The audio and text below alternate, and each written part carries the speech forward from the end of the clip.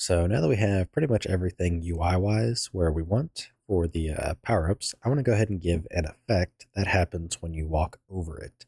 So for example, in the case of the nuke, it would be an explosion. In the case of max ammo, insta-kill, and stuff like that, it's kind of like this little green glow that kind of consumes you. So I want to try to mimic, not really mimic, because I'm pretty bad when it comes down to Niagara and such, but make something that just kind of lets you know, like, hey, I have picked this up, rather than just a audio indicator, that just appears. So to begin, what we want to do is go ahead and make some particles. Let's go to effects. So we have our audio, our case ejection. Let's go ahead and do another one called power up.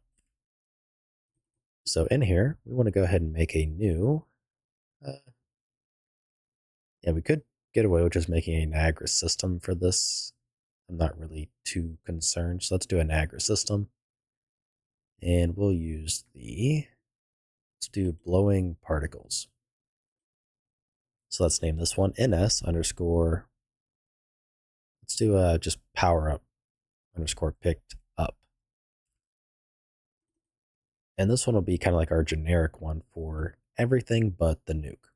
So to begin, you can see it's a bunch of, these white particles that are flowing around. I don't want that.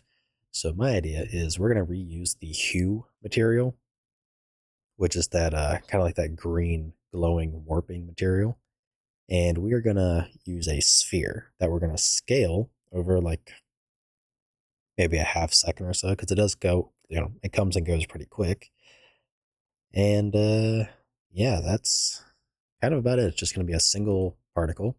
So let's go ahead and we have our spawn rate. Let's delete that and then search for spawn. And we're going to do spawn burst instantaneous, leave it at 1. And then some other things we can actually remove. So gravity, wind, aerodynamic, collision, don't need velocity. We're not using a sprite, so we can get rid of that. We can get rid of the sprite renderer, align sprite to mesh orientation, and particles to collision plane. Let's just delete those. Then we have the initial mesh orientation. Realistically, I don't care, so we'll delete that. Then the shape location. So it's going to be kind of like within inside of a sphere. We can actually get rid of that as well, because we want it to be spawning at a specific place. We don't want it to be kind of randomized. Then for the initialized particle, let's go ahead and set it to direct set for the lifetime and do a half second. Let's make it easier for us now. Let's just do 10 so we can visually see everything working a lot faster. Then we don't care about the sprite size. We're not using it. We want the mesh scale method to be uniform. We're going to set it to 1. That way it has an initial scale of 1. So when we scale it by time, it will actually, not just be multiplying by 0. You'll see what I mean here in a second. And then under the renderer, let's go ahead and add a mesh renderer. And for meshes, we're going to add simply the sphere. So we want the one from engine meshes, and there we go. So with that, we can add a particle update and search for size, and we have a scale mesh size.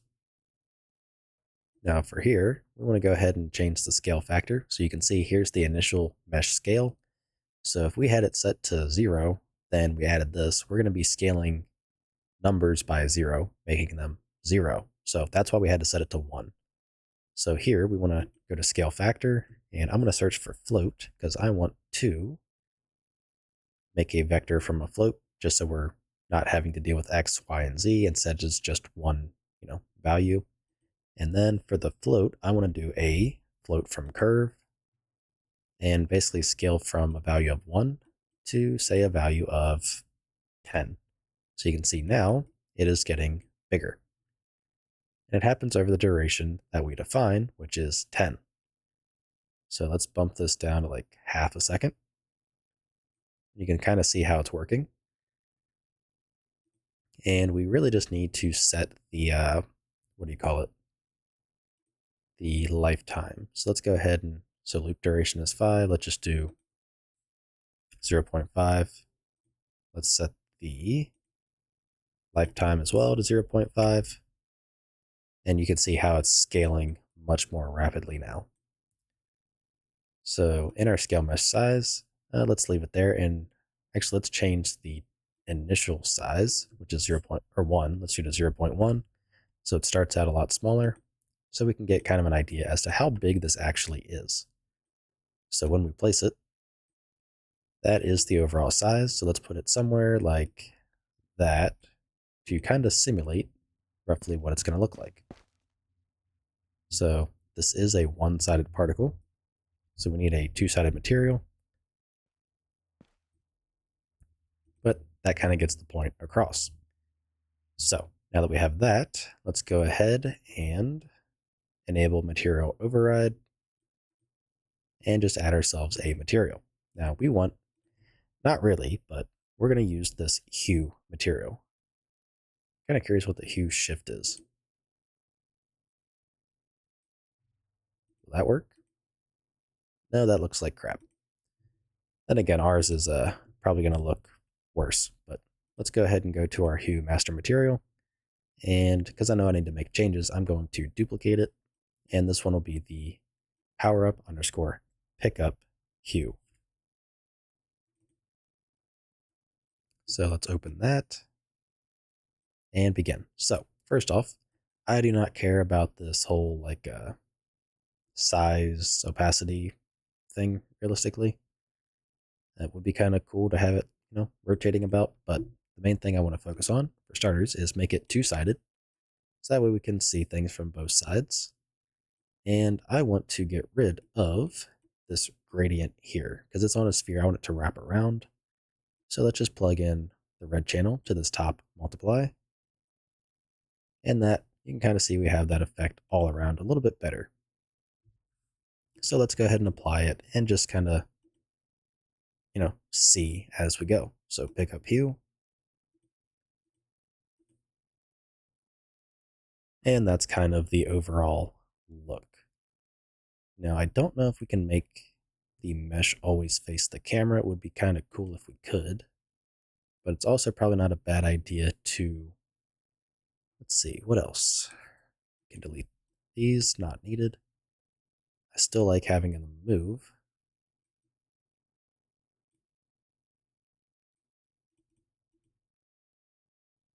Let's see here. Let's see, are we translucent? Yeah. I guess we can take we could bump the size of this up quite a bit too. Likewise, we can multiply it by a consistent green color, which is another option. So let's just multiply the output. To float 3. Let's do a solid green. Okay, that's not doing quite what I thought. Let's see, what is it? Maybe I'm thinking of add. So we want to add the consistent green color to it. And I have no idea if that made any difference. Yeah, it really didn't. I'm relatively new with shaders as well, but for the time being, I'd say that's probably okay. Out of curiosity, let's just try to bypass a lot of that. So that doesn't look actually bad at all either.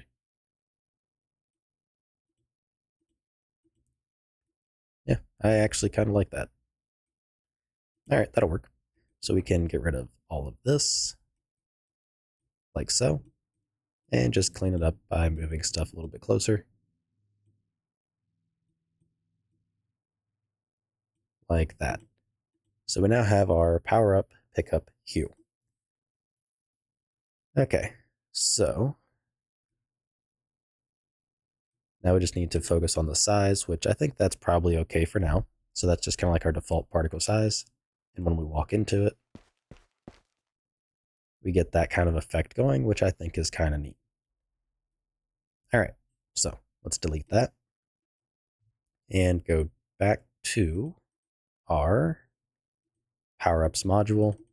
And we want to add a dependency on Niagara. So I don't remember if it's Niagara or Niagara Core.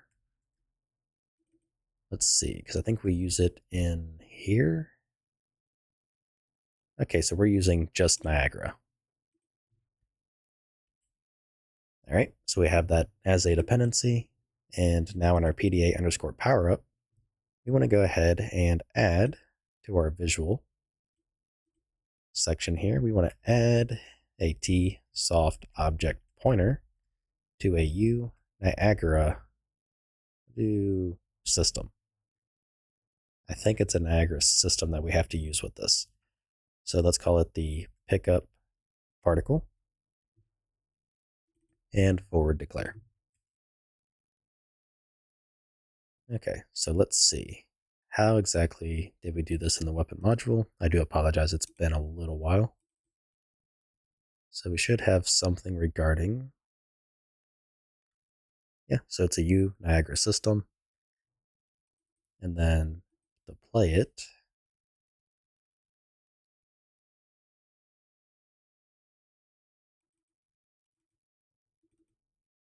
we simply call what?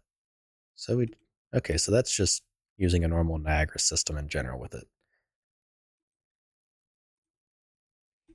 Right, so that kind of gives us two options. We can either by default set the particle on, or sorry, give the Powerup a Niagara system component, or we can kind of spawn it, I guess you could say directly, which ends up creating one anyways at runtime.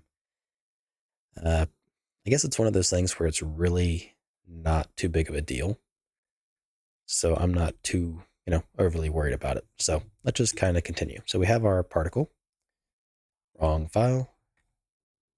So we have our pickup particle. Let's go to our powerup.cpp. And when we pick up the particle, we play the sound and we want to spawn it. So U Niagara, it's something with the functions, U Niagara function library.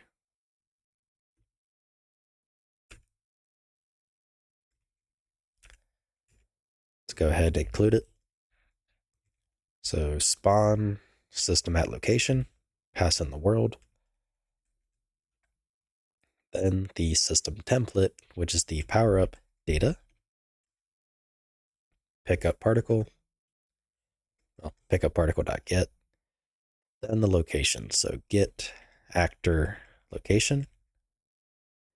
Then we auto destroy, which is good, auto activate, which is good. Don't really care too much about pulling because realistically, I mean, we're going to have one or two at most available. I mean, I'm not really worried about it. So I'd say that's probably good. So make sure we have our include of the Niagara function library.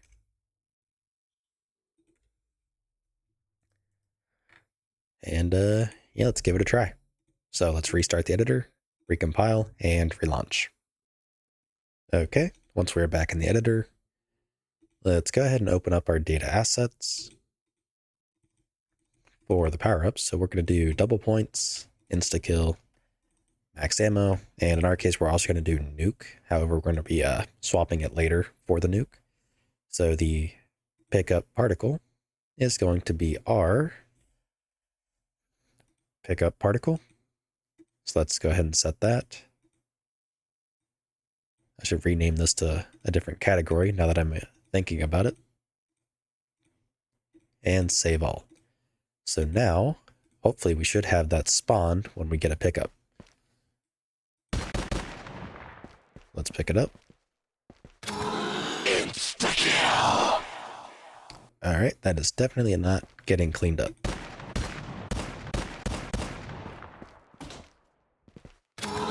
Double points! Yeah, that's not being cleaned up, so let's see.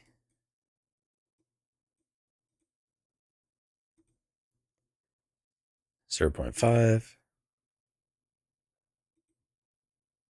0.5. Let's see, we shouldn't be looping, are we? Oh, we are infinite, so we want to run once. So leave that there at 0.5. Go ahead and just compile, save, and try again.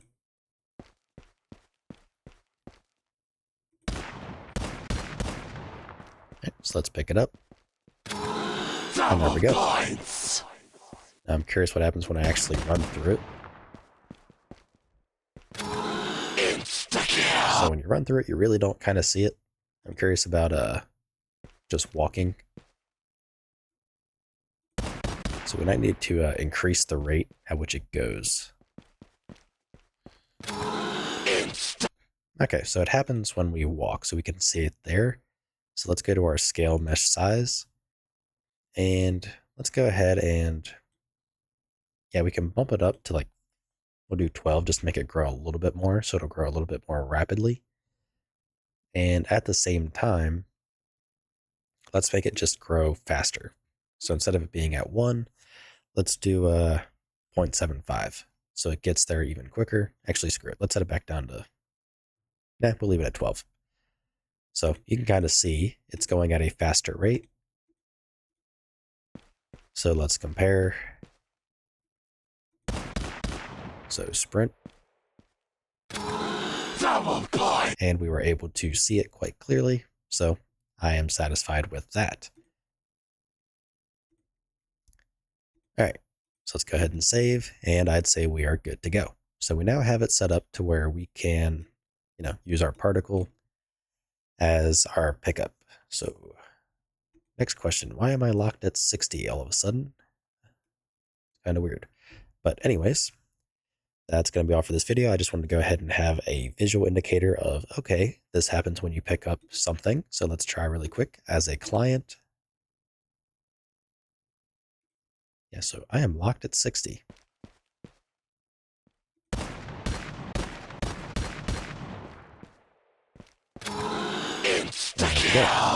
So yeah, I'd say we're good to go. So with that out of the way, I will see you in the next video. If you like what I'm doing and you want to help support me, you can find a link to my Patreon in the description below, where you can also get early access to this entire series. Naturally, I get very nasally on the outro. Cool.